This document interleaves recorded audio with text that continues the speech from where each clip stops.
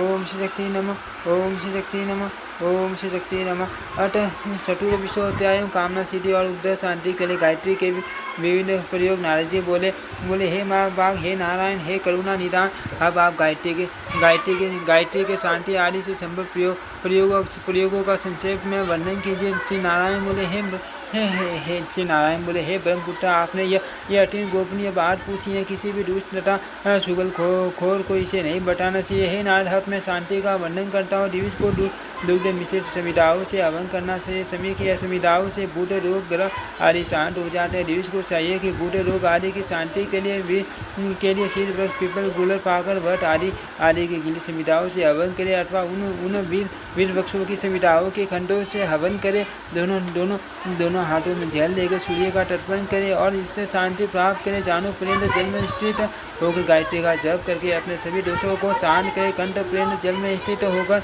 जप करने से मनुष्य प्राण का अंत करने वाला भय से भी मुक्त हो जाता है। सभी प्रकार के शांति कर्मों के लिए जल में निमग्न होकर गायत्री का जप करना बताया गया है। अब दूसरा प्रयोग कहा जाता है। सोना, चांदी, तांबा, मिट्टी अथवा दूध वाले वृक्ष की लकड़ी के सीधे रहित पात्र में रखे हुए पंचगव्य द्वारा प्रज्वलित अग्नि में शील वाले वृक्ष की समिधाओं से 1000 गायत्री मंत्र का उच्चारण करके हवन करे। यह कार्य धीरे धीरे संपन्न करे। प्रत्येक आहुति के समय पंचगव्य स्पर्श करते हुए हवन करके पात्र में अवशिष्ट पंचगव्यों को 1000 बार गायत्री मंत्र से अभिमंत्रित कर मंत्र का स्मरण करते हुए कुछ द्वारा पंचगव्य से वहाँ के स्थान का पोषण करे। तदंतर बलि द्रव्य विकीर्ण करते हुए इष्ट देवता का ध्यान करना चाहिए। ऐसा करने से अभिसार कर्मों से उत्पन्न करते हैं तथा पाप का नाश हो जाता है। यदि कोई ऐसा करता है तो देवता भूत तथा पिशाच उसके वशीभूत हो जाते हैं। साथ ही उसके इस क्रम से ग्राम, कुल तथा राष्ट्र ये सब उनके अनिष्टकारी प्रभाव से मुक्त हो जाते हैं। भूमि पर चट्टू से कोण मंडल बनाकर उसके मध्य भाग में गायत्री मंत्र पढ़ कर त्रिशूल गाड़ दे। इससे भी उन्हें पिशाचादि से मनुष्य मुक्ति प्राप्त कर लेता है। अथवा मंत्रज्ञ पुरुष को चाहिए कि सभी प्रकार की शांति के लिए पूर्वक मंडल में गायत्री के 1000 मंत्र से अभिमंत्रित करके त्रिशूल को गाड़े और वहाँ पर सोने, चांदी, तांबा अथवा मिट्टी का एक छिद्र रहित सूत्र वेष्टि का नवीन तथा दिव्य कलश बालू से बनी हुई एक वेदी पर स्थापित करके जल से उसे भर दे।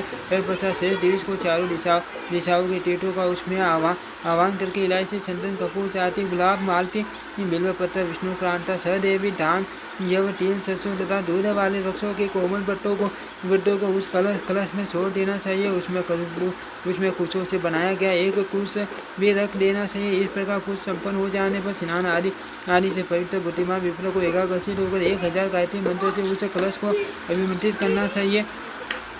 कुंड वेदज्ञ ब्राह्मणों को चारों दिशाओं में बैठकर सूर्य से मंत्रों का पाठ करना चाहिए। उस पुराधिग्रस्त पुरुष को वह भी मंदिर जल पिलाना चाहिए और उसी से उसका पोषण तथा अभिषेक भी करना चाहिए। इस अभिषेक से वह व्यक्ति बूढ़ों रोगों तथा अभिचारों से मुक्त होकर सुखी हो जाता है। शासन मृत्यु के मुख में गया हुआ प्राणी भी अभिषेक से मुक्त हो जाता है। देव काल तक जीवन धारण करने की अभिलाषा रखने वाले विद्वान राजा को ऐसे अनुष्ठान अभिषेक कराने चाहिए। हे मुनि, अभिषेक की समाप्ति व ऋत्वी जो कि 100 गायें प्रदान करनी चाहिए और दक्षिणा उतनी हो जिससे ऋत्वी संतुष्ट हो जाए अथवा अपनी सामर्थ्य के अनुसार भी दक्षिणा दी जा सकती है। द्विज को चाहिए कि शनिवार को पीपल वृक्ष के नीचे गायत्री का 100 बार जप करे। इससे वह भूत रोग आदि अभिशाप से उत्पन्न मान भय से मुक्त हो जाता है। दिवस को घाटों पर से खंड किए गए गुरु को दूध में पिघोकर उसे हवन करना चाहिए।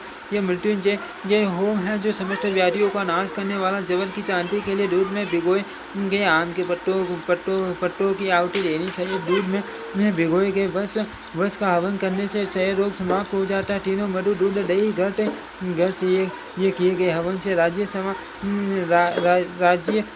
समाह नष्ट हो जाता है। खीर का हवन करके उसे सूर्य को अर्पित करने के बाद राज्य समाज से ग्रस्त पुरुष को प्रसाद रूप में उसका प्राशन कराना चाहिए, जिससे रोग शांत हो जाता है। डिविज को क्षय रोग की शांति के लिए सोमलता को घाटों पर से अलग अलग करके उसे दूध में भिगोकर अमावस्या तिथि को उसे हवन करना चाहिए। शंकर वृक्ष पुष्पों से हवन करके कुष्ठ रोग दूर करे। इसी तरह अपमान के बीजों से हवन करने पर अपसमान मेर के रोग का नाश हो जाता है। क्षीर वृक्ष की संविधा से किए गए होम से उन्माद रोग दूर हो जाता है। गुलर की समाधि से हवन करने पर अति में रोग नष्ट हो जाता है। साथ ही मधु अथवा ईख के रस से हवन करके मनुष्य प्रेम रोग को शांत कर सकता है। मनुष्य टीमों दूध दही और घी के हवन से शेषक रोग को समाप्त कर सकता है। उसी प्रकार कपिला गाय के घी से हवन करके भी शेषक रोग को शांत कर सकता है। और गुलर वट तथा पीपल की संविधा से हवन करके गाय घोड़े और हाथियों के रोग को नष्ट कर सकता है। पीपीली का और मधु वाल्मीकि जंतु का घर में उपद्रव होने पर घट युक्त सभी की संविधा को तथा बाढ़ से प्रत्येक कार्य के लिए 100 आहुतियाँ डिविज को देनी चाहिए। ऐसा करने से उनके द्वारा उत्पन्न उपद्रव शांत हो जाता है। इसके बाद बचे हुए पटाटों से वहाँ बलि प्रदान करने से बिजली गिरने और भूकंप आदि से लक्षित होने पर जंगली बेट की समाधि से 7 दिनों तक हवन करना चाहिए। इससे रास्ते में राज्य सुख विद्यमान रहता है। कोई पुरुष 100 बार गायत्री मंत्र का जप करके जिस दिशा में मिट्टी का ढेला फेंकता है उसे उस दिशा में अग्नि हवा तथा शत्रु से होने वाला भय दूर हो जाता है। मन ही मन इस गायत्री का जप करना चाहिए। इससे बंधन में पड़ा मनुष्य उस बंधन से मुक्त छूट जाता है। कोई मनुष्य भूत रोग अथवा तथा विष में संग्रस्त व्यक्ति को स्पर्श करते हुए गायत्री का जप करके इनसे मुक्त कर देना। गायत्री से अभिमंत्रित जल पीकर मनुष्य भूत पेट आदि से मुक्त हो जाता है। वह भूत आदि से शांति के लिए गायत्री मंत्र का 100 बार उच्चारण करके भस्म को अभिमंत्रित कर उसे रख लेना चाहिए और तटस्थ विटु दिशा से उस भस्म को सिर पर धारण करना चाहिए। ऐसा करने से वह पुरुष समस्त व्याधियों से मुक्त होकर 100 वर्ष तक सुखपूर्वक जीता है। यदि कोई इसे करने में असमर्थ हो तो किसी विप्र को दक्षिणा देकर उसे शांति ग्रहण करा लेना चाहिए। पुष्पों की आहुति देकर दिव्य पुष्टि श्री तथा लक्ष्मी प्राप्त करता है। लक्ष्मी की कामना करने वाले पुरुष को लाल कमल पुष्पों से हवन करना चाहिए। इससे वह श्री की प्राप्ति करता है। जाति के नवीन शुभ पुष्पों से आहुति देकर मनुष्य सभी प्राप्त करता है तथा शाली के सावलों के हवन से वियुक्त लक्ष्मी प्राप्त करता है। बिल्व वृक्ष की संविधाओं से हवन करके मनुष्य लक्ष्मी प्राप्त करता है। साथ ही बिल्व फल के खंड से पत्तों पुष्पों फलों तथा बिल्व वृक्ष के मूल के खंडों से हवन करके उत्तम लक्ष्मी प्राप्त करता है। इसी प्रकार खीर तथा घर से मिश्रित बिल्व वृक्ष संविधाओं की 7 दिनों तक 100 आहुतियाँ देकर मनुष्य लक्ष्मी को प्राप्त कर लेता है। मरुते दूध दही घी से युक्त लावा का हवन करने से मनुष्य कन्या प्राप्त करता है और इसी विधि से कन्या से अभिलषित वर प्राप्त कर लेती है। एक सप्ताह तक रक्त मल की 100 आहुतियाँ देकर पुरुष सूर्य प्राप्त कर लेता है और सूर्य के बिंब में जल की आहुति देकर मनुष्य जल में स्थित सोना प्राप्त कर लेता है। अन्न का हवन करके मनुष्य अन्न प्राप्त करता है तथा वी का हवन करके वी का स्वामी हो जाता है। बछड़े के गोमे के सून से हवन करके पुरुष पशुओं की प्राप्ति करता है। प्रेम को दूध तथा घी के द्वारा हवन से प्रजा संतान प्राप्त होती है। खीर का हवन करके तथा सूर्य निवेदित करके उसे ऋतु चिनाता इष्टि को खिलाए। ऐसा करने वाला पुरुष शेष पुत्र प्राप्त करता है। अंकुरित शाखाओं वाली आंतर संविधाओं से हवन करने पर आयु की प्राप्ति होती है। इसी प्रकार दूध वाले वृक्षों की संविधा से हवन करके मनुष्य आयु प्राप्त करता है। अंकुरित शाखाओं वाली गीली लाल संविधाओं और मधु तय दूध दही घी से युक्त वी की 100 आहुति देकर मनुष्य श्रवण तथा दीर्घ आयु प्रदान करता है। सुनहरे रंग के कमल की आहुति देकर मनुष्य 100 वर्ष की आयु प्राप्त करता है। दुर्वा दूध मधु अथवा घी से सप्ताह पर्यंत प्रतिदिन 100 आहुति देकर मनुष्य अपमृत्यु दूर कर देता है। उसी प्रकार समय की संविधाओं अन्न दूध तथा घी से 1 सप्ताह तक प्रतिदिन 100 आहुतियों से अपमृत्यु का विनाश कर देता है। बरगद की संविधाओं समिधाओं से हवन करके खीर का हवन करना चाहिए। 1 सप्ताह तक प्रतिदिन इनकी 100 आहुतियों से मनुष्य अब मृत्यु को नष्ट कर देता है। यदि कोई दूध के आहार पर रख गायत्री का जप करे तो वह सप्ताह भर में मृत्यु पर विजय प्राप्त कर लेता है। और बिना कुछ आहार ग्रहण किए मौन रहकर जप करे तो 3 रात में ही यम से मुक्ति प्राप्त कर लेता है। इसी प्रकार यदि जल में निमग्न होकर जप करे तो वह उसी क्षण मृत्यु से मुक्ति पा लेता है। बिल्व वृक्ष के नीचे जप करने से 1 मास में राज्य मिल जाता है।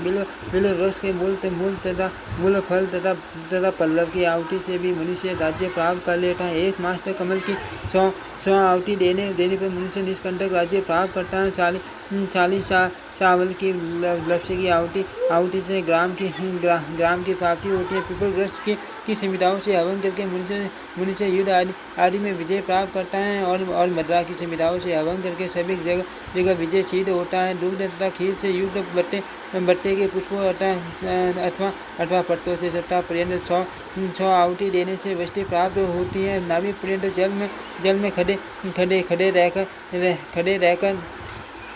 1 सप्ताह तक जप करने से वृष्टि होती है। जल में भस्म की 100 आहुति देने से माँ वृष्टि का निवारण हो जाता है। प्लास की संविधाओं से हवन करके मनुष्य तेज प्राप्त करता है। और प्लास के पुष्पों से हवन द्वारा उसे समस्त अभिष्ट की प्राप्ति होती है। मनुष्य दूध की आहुति देकर मेघा तथा घी की आहुति देकर बुद्धि प्राप्त करता है। गायत्री मंत्र से अभिमंत्री ब्राह्मणी की रस का पान करने से मनुष्य को मेघा की प्राप्ति होती है। ब्राह्मणी पुष्पों के हवन से सुगंध तथा उसके जंतुओं के हवन से उसी के समान वस्त्र की प्राप्ति होती है। मधु मिश्रित लवण की आहुति देकर मनुष्य अभिष्ट को वश में कर लेता है। इसी प्रकार शहद से शीत किए गए बिल्व पुष्पों से हवन करने पर मनुष्य अपने इष्ट को वश में कर लेता है। जल में खड़े हुए गायत्री मंत्र का जप करते हुए अंजलि से अपने ऊपर नित्य अभिषेक करने से मनुष्य बुद्धि आरोग्य उत्तम आयु और स्वास्थ्य प्राप्त करता है। यदि किसी अन्य व्यक्ति के निमित्त कोई ब्राह्मण ऐसा करे तो वह भी पुष्टि प्राप्त करता है। आयु की कामना करने वाले किसी पवित्र स्थान में उत्तम विधि के साथ मास पर्यंत प्रतिदिन 1000 गायत्री का जप करना चाहिए। इससे उसे उत्तम आयु प्राप्त होती है। आयु तथा आरोग्य दोनों की कामना करने वाले दिवस को 2 मास तक गायत्री जप करना चाहिए। इसी प्रकार आयु आरोग्य तथा लक्ष्मी की कामना करने वाले 3 मास तक जप करना चाहिए। दिवस को 4 मास तक जप करने से आयु लक्ष्मी पुत्र स्त्री तथा यश की प्राप्ति होती है। और 5 मास तक जप करने से पुत्र स्त्री आयु आरोग्य लक्ष्मी और विद्या की प्राप्ति होती है। इसी तरह से जितने मनोरथ संख्या में बढ़ते जाए उसी के अनुसार जप के लिए मास संख्या भी बढ़ानी चाहिए। विप्र को एक पैर पर स्थिर होकर बिना किसी आश्रय के भावों को ऊपर किए हुए 300 गायत्री मंत्रों का प्रतिदिन मास पर्यंत जप करना चाहिए। ऐसा करने से वह सभी मनोरथों को पूर्ण कर लेता है। इस प्रकार 1100 मंत्र नित्य मास पर्यंत जप करके वह सब कुछ प्राप्त कर लेता है। प्राण और अपमान वायु को रोककर प्रतिदिन 300 गायत्री मंत्र का जप मास पर्यंत करने से पुरुष को वह सब कुछ प्राप्त हो जाता है जिसकी वह अभिलाषा रखता है। और इसी तरह 1000 जप करने से सर्वस्व की प्राप्ति हो जाती है। इंद्रियों को वश में करके एक पैर पर स्थिर होकर बाएं ऊपर उठाए हुए श्वास निरुद्ध करके मास पर प्रतिदिन 100 गायत्री मंत्र जपने से मनुष्य जो चाहता है उसकी वह अभिलाषा पूर्ण हो जाती है। ऐसा विश्वामित्र जी का कथन है। इसी प्रकार 1300 मंत्रों का जप करने से मनुष्य सब कुछ प्राप्त कर लेता है। जल में निमग्न होकर 1 मास तक प्रतिदिन 100 मंत्रों का जप करने से मनुष्य अपना अभिष्ट प्राप्त कर लेता है। इसी तरह 1300 मंत्रों का जप करने से वह सब कुछ पा लेता है। बिना किसी अवलंबन के एक पैर पर खड़े होकर बाएं ऊपर उठाए हुए श्वास नियमन करके 1 वर्ष तक जप करे और रात्रि में केवल भविष्यान भक्षण करे तो वह पुरुष ऋषि तत्व को प्राप्त हो जाता है। इसी तरह यदि मनुष्य 2 वर्ष तक जप करे तो उसकी वाणी अमोघ हो जाती है। इसी प्रकार 3 वर्षों तक जप करे तो मनुष्य त्रिकालदर्शी हो जाता है। और यदि 4 वर्षों तक जप करे तो भगवान सूर्य देव स्वयं उस व्यक्ति के समक्ष प्रकट हो जाते हैं। इसी प्रकार 5 वर्षों तक जप करने से मनुष्य अनिमा आदि सिद्धियाँ प्राप्त कर लेता है। इसी प्रकार 6 वर्षों तक जप करके वह काम रूपी तत्व को प्राप्त हो जाता है। 7 वर्षों तक जप करने से पुरुष को देव तत्व, 9 वर्षों तक जप करने से मनु तत्व और 10 वर्षों तक जप करने से इंद्र तत्व की प्राप्ति हो जाती है। 11 वर्षों तक जप करने से मनुष्य प्रजापति हो जाता है तथा 12 वर्षों तक जप करके वह ब्रह्म तत्व को प्राप्त हो जाता है। इसी प्रकार तपस्या के द्वारा नारद आदि ऋषियों ने संपूर्ण लोगों को जीत लिया था। कुछ ऋषि केवल शाक के आहार पर, कुछ फल पर, कुछ पर मूल पर, कुछ दूध के आहार पर रहते हैं। कुछ ऋषि गण घी के आहार पर, कुछ सोमरस के आहार पर और अन्य ऋषि सलू के आहार पर रहते हैं। इसी प्रकार कुछ ऋषि पूरे पक्ष भर केवल एक बार भोजन ग्रहण करते थे तथा कुछ ऋषि प्रतिदिन भिक्षा के आहार पर रहते थे और कुछ ऋषि अविष्यान ग्रहण करते हुए कठोर तपस्या करते थे। दिविज को चाहिए कि पश्चिम पाठकों की शुद्धि के लिए 3000 गायत्री के मंत्रों का जप करे। दिविजों को श्रेष्ठ पुरुष 1 महीने तक प्रतिदिन इस प्रकार जप करने से शुभन की चोरी के पाप से मुक्त हो जाता है। चुरापन करने वाला मास प्रेम प्रतिदिन 3000 जप करे तो वह छूट हो जाता है। गुरु पत्नी के साथ गमन करने वाला व्यक्ति महीने पर प्रतिदिन 3000 गायत्री मंत्र जपने से पवित्र हो जाता है। वन में कुटी बनाकर वही रहते हुए महीने पर प्रतिदिन 3000 गायत्री जप करने से ब्रह्म गायत्री उस पाप से मुक्त हो जाता है। ऐसा विश्वामित्र ऋषि ने कहा। जल में निमग्न होकर 12 दिनों तक प्रतिदिन 1000 गायत्री मंत्र का जप करने से सभी महापाठकी दिव्य संपूर्ण पापों से मुक्त हो जाते हैं। महापाठकी व्यक्ति मौन रहकर प्राणायाम पूर्वक मास प्रतिदिन 3000 गायत्री मंत्र का जप करे तो वह मान भय से मुक्त हो जाता है। 1000 प्राणायाम करने से ब्रह्म हत्या भी पापों से मुक्त हो जाता है। प्राण और अपमान वायु को ऊपर खींचकर संयम पूर्वक गायत्री मंत्र का 6 बार जप करे। यह प्राणायाम सभी प्रकार के पापों का नाश करने वाला है। मास प्रतिदिन 1000 गायत्री का जप करने से राजा पवित्र हो जाता है। गोधन्य पाप से शुद्धि हेतु दिविज को 12 दिनों तक प्रतिदिन 3000 गायत्री जप करना चाहिए। 10,000 गायत्री जब दिविज को आम्बीय गमन चोरी हिंसा तथा अपक्षीय भक्षण के पाप से छूट कर देता है। 100 बार प्राणायाम करके मनुष्य सभी पापों से मुक्त हो जाता है। सभी प्रकार के गिले पापों से शुद्धि के लिए प्रतिदिन 1 मास तक तत्व विष्णु ईसा का 1000 जब वन में रहकर करना चाहिए। इसका 3000 जब उपवास के सम्मत होता है। 24,000 गायत्री जब कश्यप व्रत के समान और 64,000 गायत्री जब सांत्रायण व्रत के समान कहा गया है। प्राप्त तथा शारीकालीन दोनों संध्याओं के समय नित्य प्राणायाम करके तत्व इस दिशा का 100 जप करने वाले पुरुष के सभी पाप पूर्ण रूप से विनष्ट हो जाते। जल में निमग्न होकर सूर्य सर्वरूपिणी देवी का ध्यान करते हुए गायत्री मंत्र का नित्य 100 बार जप करने वाला समेत पापों से मुक्त हो जाता है। हे नारद, इस प्रकार मैंने शांति शुद्धि आदि से संबंधित अनुष्ठानों का वर्णन आपसे कर दिया। रहस्यों में से भी अति रहस्य इस प्रसंग को आपको सदा गोपनीय रखना चाहिए। इसमें इस प्रकार यह सदाचार का संग्रह संक्षेप में बतलाया गया। इस सदाचार का विधि पूर्वक पालन करने से महामाया दुर्गा प्रसन्न हो जाती है। जो मनुष्य नित्य नैमित्तिक तथा काम्य कर्मों से संबंध आचारों का विधि पूर्वक पालन करता है वह भोग तथा मोक्ष के फल का अधिकारी होता है। आचार प्रथम धर्म और धर्म है और धर्म की अधिशास्त्री भगवती जगदम्बा है। इस प्रकार सभी शास्त्रों में सदाचार का महान फल बताया गया है। हे नारद, सदाचार परायण पुरुष सर्वदा पवित्र सुखी तरह धन्य होता है। ये सत्य है। सदाचार का विधान देवी की प्रसन्नता को उत्पन्न करने वाला है। इसी विधान को सुनने मात्र से मनुष्य विपुल संपदा तथा सुख का अधिकारी हो जाता है। सदाचार के पालन से मनुष्य को एक तथा पारलौकिक सुख सुलभ हो जाता है। उसी सदाचार का वर्णन मैंने आपसे किया है। हे नारद, अब आप और क्या सुनना चाहते हैं? इति श्रीमद्देवी भागवते महापुराणे अष्टादशशास्त्रायां संहितायाम् एकादश स्कन्धे सदाचार निरूपण नाम चतुर्विंशोऽध्यायः एकादश स्कन्ध समाप्त। ओम श्री शक्ति नमः। ओम श्री शक्ति नमः। ओम श्री शक्ति नमः। ओम श्री शक्ति नमः। ओम श्री शक्ति नमः। ओम श्री शक्ति नमः। ओम श्री शक्ति नमः। ओम श्री शक्ति नमः।